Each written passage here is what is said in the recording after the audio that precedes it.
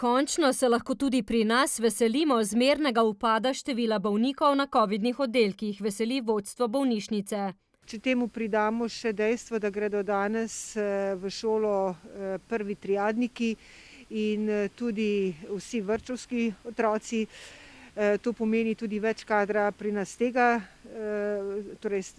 iz tega vzroka. Več razpoložljivega osebja zagotavlja tudi večje možnosti za izvajanje večjega obsega rednega programa. In to nam zdaj že omogoča, da bomo določene najbolj nujne zdravstvene programe, tiste, ki imajo najdaljšo čakalno dobo, vendarle začeli v večji meri izvajati.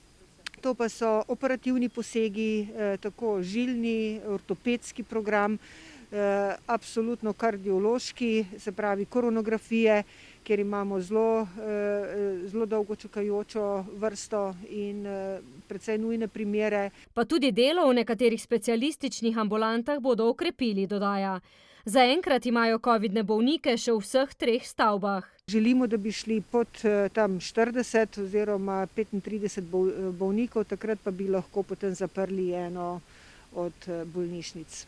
Zaposlene so začeli cepiti pred 6 tedni, te dni predvsem z drugo dozo. Prek 60% jih je torej bodisi že prebolelo okužbo, bodisi so se cepili.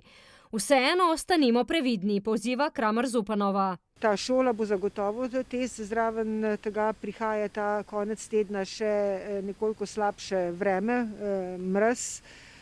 Tako da vse te vremenske spremembe za šolo, pa tudi odpirajo se trgovine in nekatere storitvene dejavnosti, skratka postopno to odpiranje. Vse to bo neki test tako za nas zdravstvene delavce, kot seveda za vse ostalo populacijo. Ključno je, poudarja, da gredo naproti tistim, ki že dolgo časa čakajo, da pridejo na vrsto.